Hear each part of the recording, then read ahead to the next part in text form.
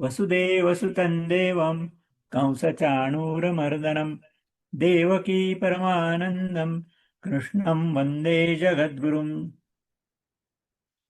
35वा श्लोक आहे आता. बृहत् साम तथा सामनाम गायत्री छंद साम मासानाम मार्गशीर्षोहम ऋतूनाम कुसुमाकरा. भगवंत सांगतायत की गायन करणाऱ्या वेदांमध्ये म्हणजे सामवेद. सामवेद हा गायन करूनच म्हणण्याचा वेद आहे, फार वैशिष्ट्यपूर्ण आहे. तर त्या वेदामध्ये बृहत्साम नावाचा एक गीत प्रकार आहे.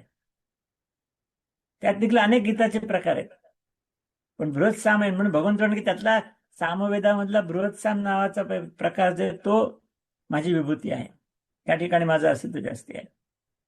गायत्री छंद साम,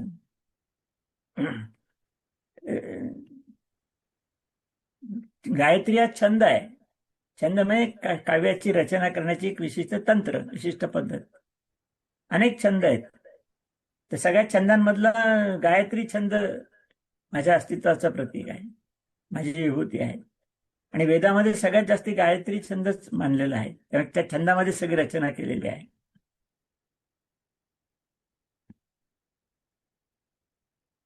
त्यानंतर सांगितलंय मासानाम मार्गशीर्ष. सगळ्या महिन्यांचा विचार केला तर मी मार्गशीर्ष महिना आहे, म्हणजे मार्गशीर्ष महिना आहे माझी विभूती आहे, त्या ठिकाणी माझं अस्तित्व प्रकर्षाने आहे. आता कालगणना पुढे मागे होत चाललेली आहे थोडीशी. महाभारताच्या काळी कालगणना चैत्रापासून नाही सुरू व्हायची, मार्गशीर्षापासून सुरू व्हायची. पहिला महिना होता तो. आणि गीता जयंती पण आहे, आणि मार्गशीर्ष शुद्ध एकादशीला महायुद्धाची सुरुवात होते. प्रत्यक्ष गीता सांगितली ती मार्गशीर्ष शुद्ध एकादशीला सांगितले, सकाळी सूर्योदयाला. म्हणून तो कालावधी भगवंत म्हणतात की माझं अस्तित्व जास्ती आहे त्या ठिकाणी, ती माझी.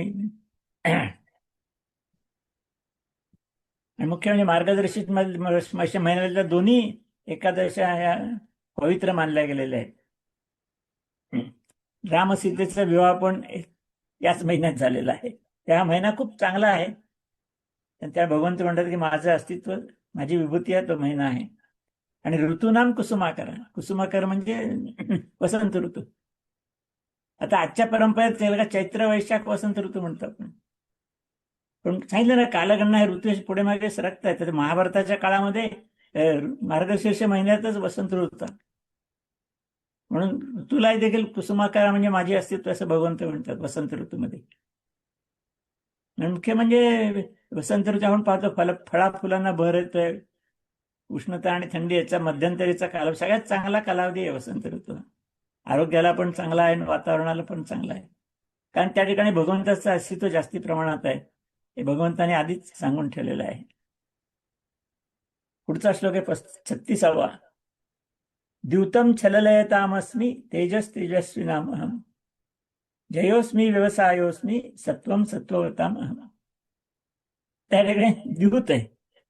छल म्हणजे छळ करण्यामध्ये, ज्यांनी त्रास दिला जातो, छळ केला जातो, अशा गोष्टीमधला द्यूत इथं भगवंताचं अस्तित्व आहे.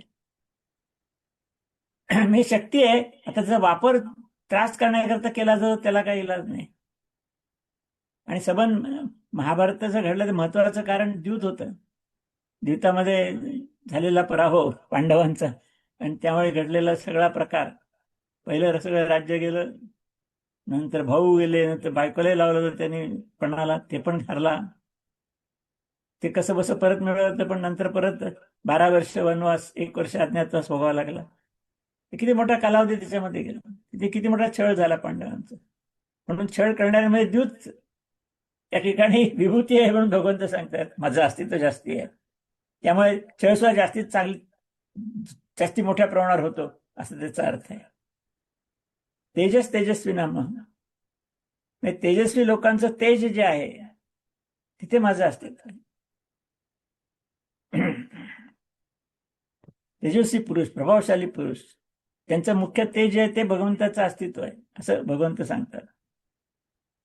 नंतर जिंकणार आहेत जे, त्याच्यामधलं विजय, जिंकण्याचं जो फळ आहे ते भगवंत आहेत. ती माझी विभूती आहे असं भगवंत या ठिकाणी सांगतात. नंतर निश्चय करणाऱ्यांची निश्चयात्मका बुद्धी,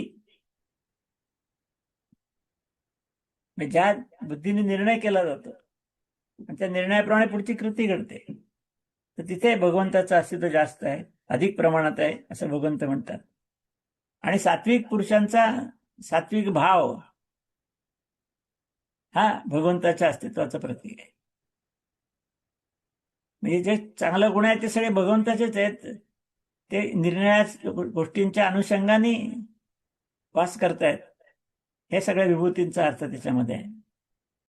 37वा श्लोक आता भगवंत सांगतायत, वृष्णीनाम वासुदेवोस्मी पांडवानाम धनंजय, मुनीनाम अप्यम व्यासः कवीनाम उशना कवी. वृष्णीनाम वासुदेवोस्मी म्हणजे वृष्णी वंश आहे कृष्णाचा, त्याच्यामधला वासुदेव म्हणजे वसुदेवाचा मुलगा म्हणजे श्रीकृष्ण. आता हे श्रीकृष्ण अवतार आहे प्रत्यक्ष भगवान विष्णूचा, त्यामुळे ती विभूती आहे. म्हणून अवतार आहे म्हणून ही विष्णू किंवा वासुदेव ही विभूती आहे. पांडवानाम धनंजय, पांडवांमध्ये धनंजय म्हणजे अर्जुन सर्वश्रेष्ठ योद्धा होता सगळ्याच अर्थाने, त्या तो ती विभूती आहे असं भगवंत सांगतात. मुनीनामाप्यहम व्यासः, मुनी लोक सगळे ऋषींपेक्षा श्रेष्ठ, ते त्याच्यामधलं सगळ्यामधलं व्यास म्हटलं मग त्यांनी म्हटलं की व्यास ही भगवंताची विभूती आहे. व्यासाने महाभारत लिहिलं आपल्याला तर माहिती आहे, 1,00,000 श्लोक आहेत त्याच्यामध्ये. भागवत लिहिलेलं आहे, 18 पुराण आहेत. म्हणजे व्यासांच्या प्रतिभेनी किती प्रचंड तत्वज्ञान आणि वाङ्मय. आणि त्यावेळा कसं आहे, कवी हा शब्द आहे ना तो कवी लेखकालाही वापरत होते, कारण लेखक सगळं काव्यातच लिहायचा. पूर्वीचे सगळं वाङ्मय काव्यमय आहे. हे कवी याचा अर्थ कविता लिहिणारा असं होत नाही, कवी म्हणजे त्यातलं तत्वज्ञान वा काव्यामधून तत्वज्ञान मांडणारा श्रेष्ठ मुनी, म्हणून व्यास. म्हणून व्यासाचं नाव दिलं त्यांनी की व्यासामध्ये विभूती आहे भगवंताची, व्यासी. आणि व्यासोच्छिष्टम जगात सर्व असं म्हटलंय. व्यासाने इतकं तत्वज्ञान सांगून ठेवलंय सगळ्यामधनं, म्हणजे महाभारत आणि पुराणांमधून, की त्या जगात दुसरीकडे पुढे आणखीन सांगायचं राहिलंच नाही काही. म्हणून व्यास, मुनींमध्ये व्यास ही भगवंताची विभूती आहे. आणि कवी नाम उशना कवी म्हणजे शुक्राचार्य. आणि शुक्राचार्य प्रचंड प्रतिभा, पांडित्य आणि प्रज्ञा या तिघांचा संयम शुक्राचार्यांमध्ये होते. दैत्य गुरु होते पण सर्वश्रेष्ठ व्यक्ती होती. आणि सगळ्या गोष्टी होत्या, प्रतिभाही होती, पांडित्यही होते आणि प्रज्ञाही होती. म्हणून त्यांनी संजीवनी विद्या पण प्राप्त केली होती. तेव्हा त्याच्यामध्ये शुक्राचार्य ही भगवंताची विभूती आहे असं या श्लोकात सांगितलं. पुढचा श्लोक आहे 38वा. दंडो दमयतामस्मी नीतिरस्मी जिगीषताम, मौनम चैवास्मी गुह्यानाम ज्ञानम ज्ञानवताम अहम. दमन करणाऱ्यांचा दंड म्हणजे ती शक्ती. तर पूर्वी राजदंड असायचा, आताही त्या काही ठिकाणी आहे तसं आपण पाहिलेलं आहे की राजदंड म्हणजे काय, राजाला दंड करण्याची शक्ती होती आणि अनुमती पण होती. काही चुकीचं घडत असेल तर दंड केला पाहिजे, ते सगळे अधिकार राजाला होते. पण राजावरती देखील नियंत्रण धर्मदंडाचं होतं. दोन्हीकडे दंड आहेच. त्यातनं राजा चुकत असेल तर धर्म त्याला सांगायचा. धर्मश्रेष्ठ लोक जे असायचे त्या सभेतले, ते राजाला सांगायचे, राजा दंड देऊ शकायचे. पण हा जो दंड जो आहे, की शासन करण्याची शक्ती, ही भगवंताची विभूती आहे असं या ठिकाणी सांगितलंय. नीतिरश्मी जिगीषताम म्हणजे विजयाची इच्छा ज्यांना आहे त्याच्याकरता, विजय मिळवण्याकरता लागणारी जी नीती आहे ती भगवंताची विभूती आहे. कारण कसं आहे, नीतीच्या आश्रयाने केलेलं कर्म म्हणजे सत्कर्म. मग असं कर्म करून विजयरशी मिळवण्याकरता ताकद लागते, जिद्द लागते. तर ती म्हणजे विभूती आहे भगवंताची. म्हणजे भगवंताचं तिथं अस्तित्व आहे त्याच्यामध्ये.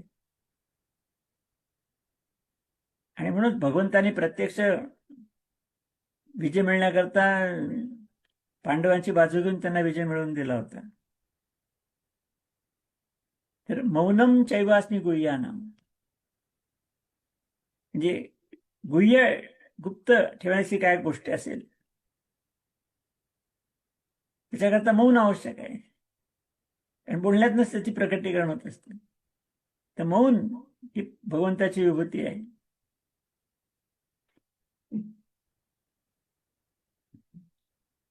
तसं पाहायला गेलं तर आत्म्याशी मनाने केलेला संवाद म्हणजे मौन आहे. खरं मौनातनं तो संवाद साधला जातो. त्याच्याकरता प्रत्यक्ष वाणीची गरज राहत नाही. म्हणून मौन सर्वश्रेष्ठ आहे असं भगवंतांनी या ठिकाणी सांगितलंय. आणि ज्ञानवंतांचं तत्वज्ञान, ज्ञान असणारे ज्ञानी, पण त्यांचं जे तत्वज्ञान आहे, ज्ञान आहे, ती भगवंताची विभूती आहे. त्याच्यामुळे त्यांना ज्ञानी पण तत्वज्ञ पण म्हणून मिळालेलं असतं. म्हणून ती भगवंताची विभूती आहे असं या ठिकाणी भगवंतांनी सांगितलंय. आपण थांबूया इथे. हरिओम.